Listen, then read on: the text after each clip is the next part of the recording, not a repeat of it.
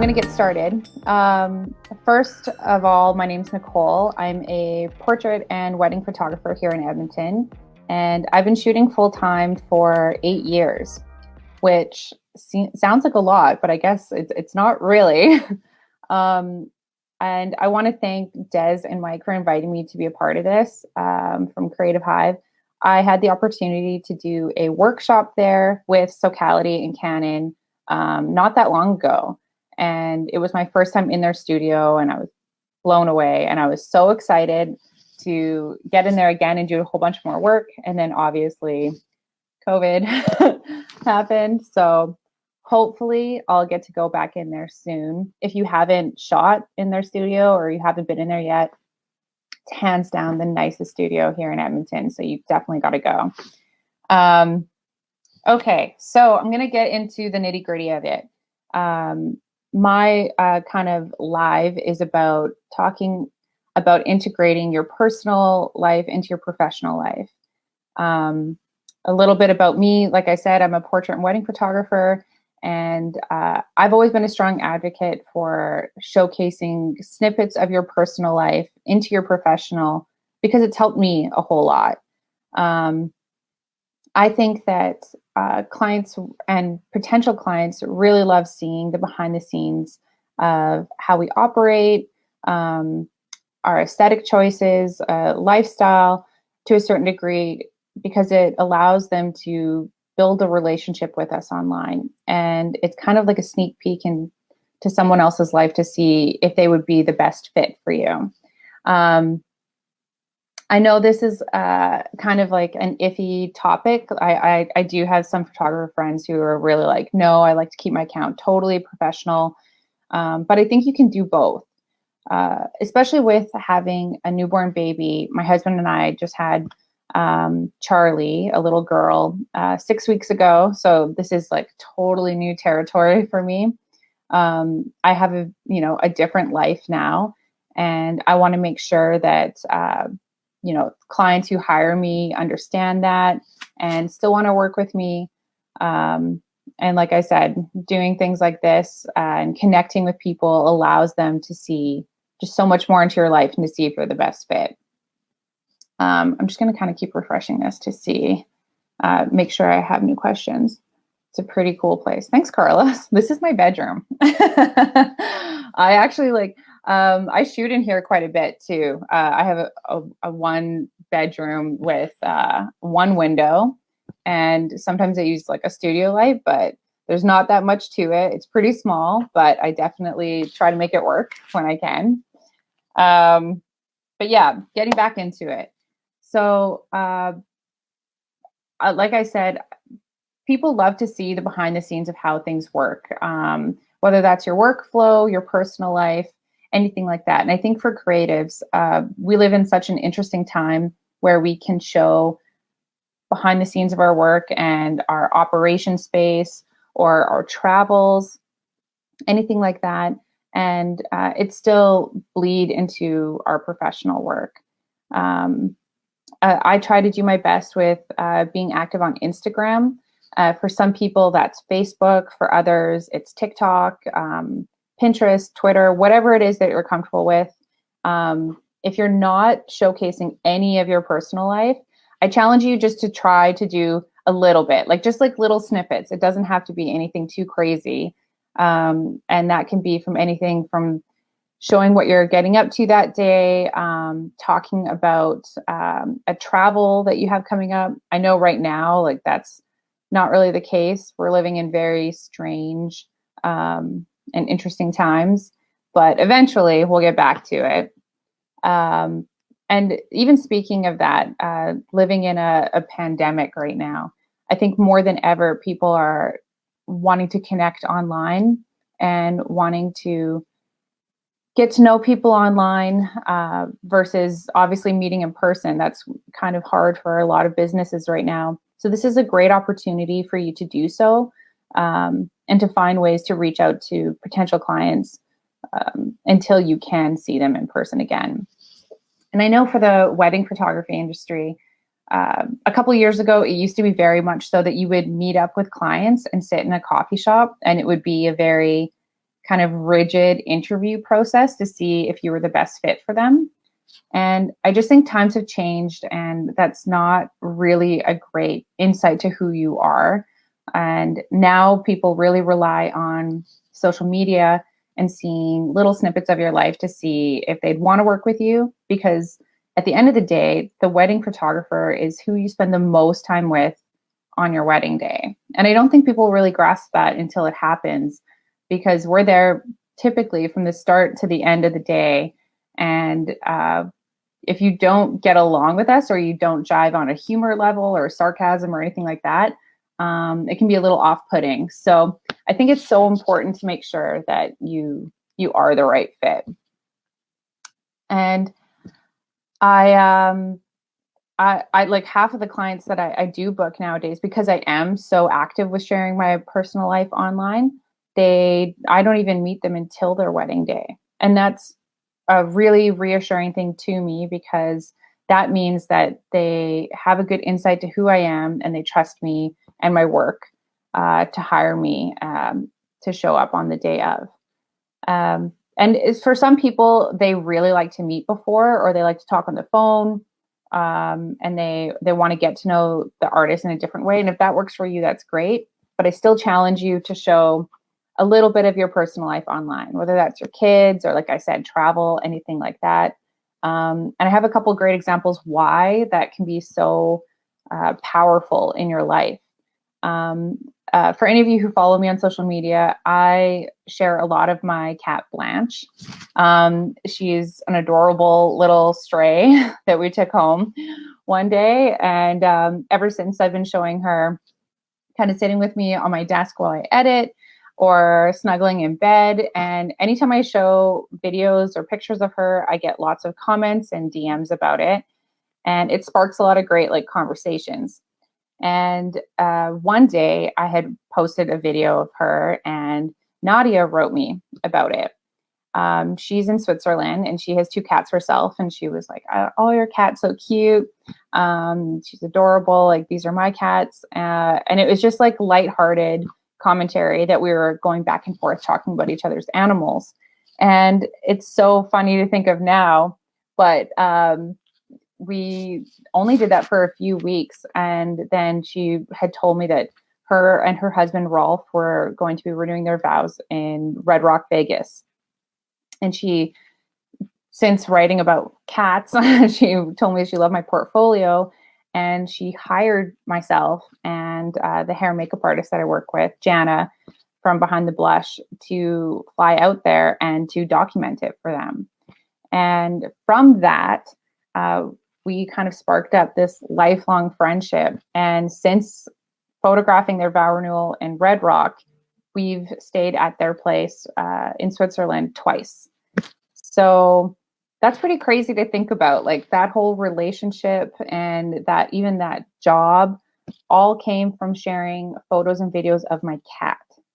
So think about that. That's pretty wild. And if anything, even if I didn't get work out of it, the friendship that I have with Nadia and Rolf is awesome. And so I'm so thankful that I shared photos of her to have that. Another example is I had a wedding in Boston. So my husband was traveling with me, and we extended our trip to New York. And with my iPhone, not even my professional camera, I took a photo of the Flatiron building and just Instagrammed it and put the proper hashtags and all that stuff.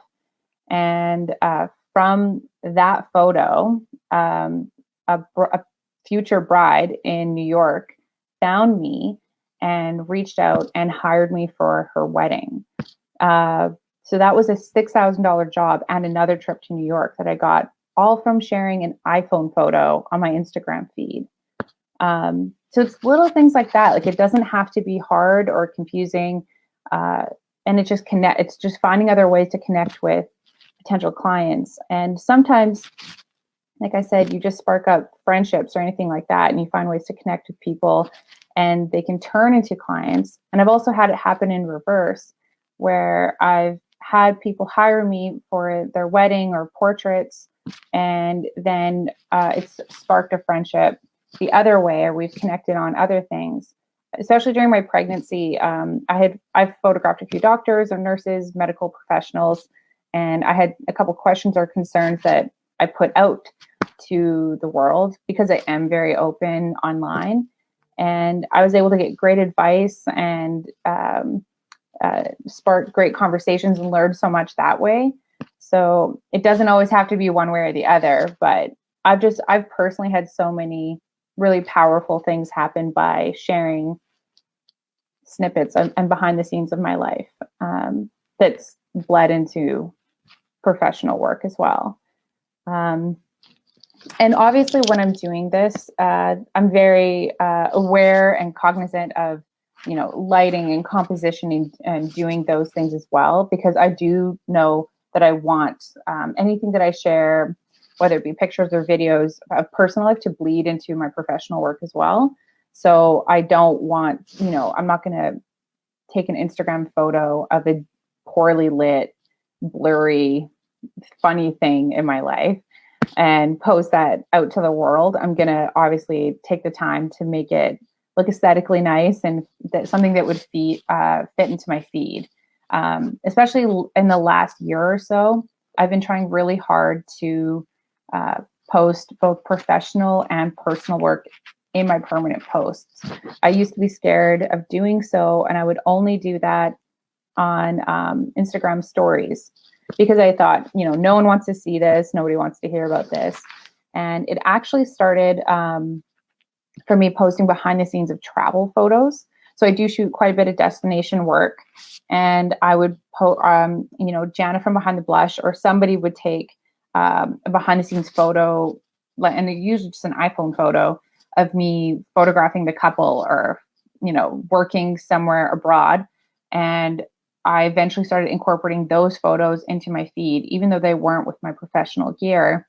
And I got really great feedback from that. And people wanted to see more. So I tried to do more of that.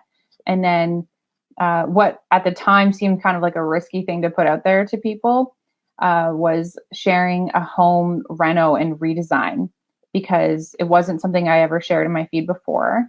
But because I was sharing architecture and different buildings and travels that way, it kind of like I was able to make it work. I was still obviously, again, being very aware of composition, lighting, all of that stuff so that it would blend into my branding. And again, I started getting really good feedback of people wanting to learn more about how we were styling things, how I was lighting things, even where I was purchasing certain items. So it's been a really amazing thing how it's evolved. And it's really made me appreciate my social media account so much more, because it doesn't feel like just work, of where I'm just posting only work. I do really get so much fulfillment showing personal snippets with people with my professional, and there is a way to make it bleed together. I'm just trying to make sure I read the comments here. Now, does anybody out there struggle with this, or do you find it hard to integrate your personal work into your professional, or does anyone have questions about how to do this? I'll just give it a second here. I've got to stay hydrated.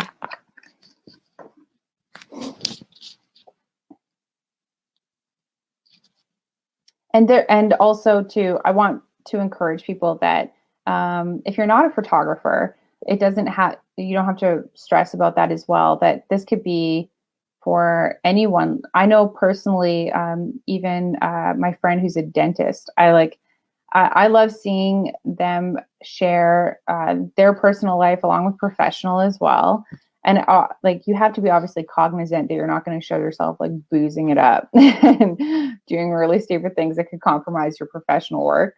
But I think everyone wants to see someone that they could potentially hire for any vast majority of work, whether they're a creative or not, in a more humanizing light.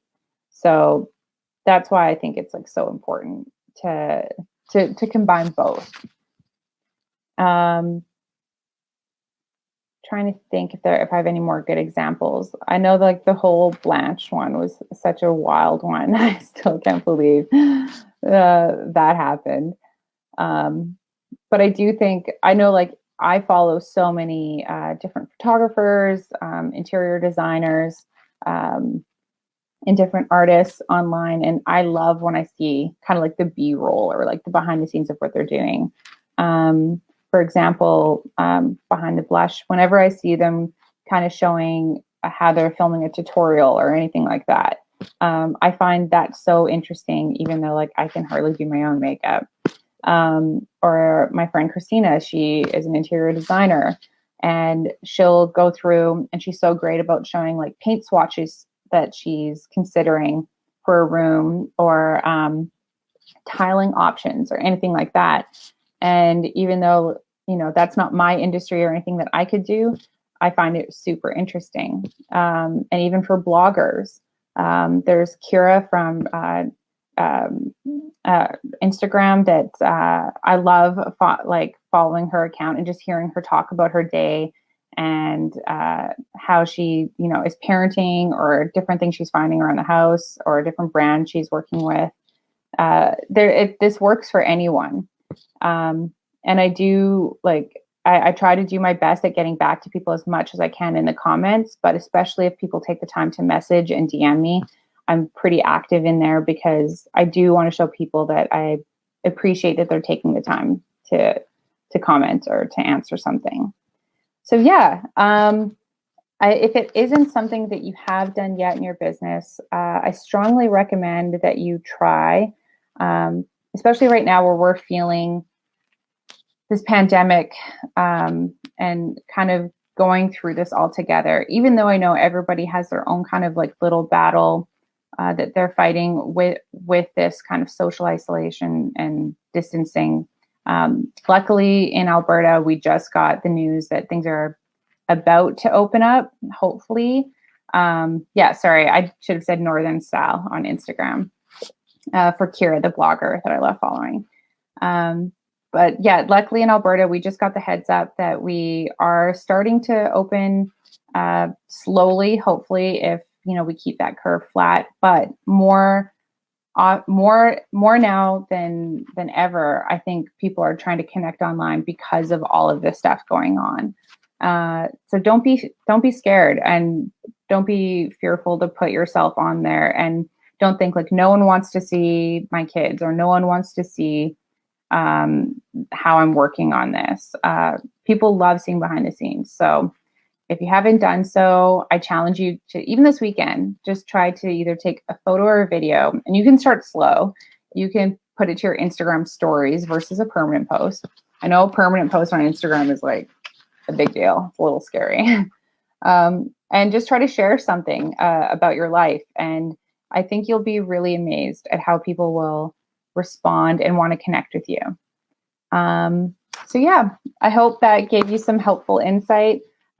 This is something that I've been integrating into my business for the last year or so, and I'm really enjoying it, and I'm definitely going to keep on doing that. So if you have further questions about it, you can leave the comments in here. I'll try to get to them when I can, or of course, you can message me on Facebook or on Instagram. I'm pretty active on there. My handle is just @Nicole Ashley. So yeah, thanks for tuning in. Thanks for listening. I hope you guys have a great day.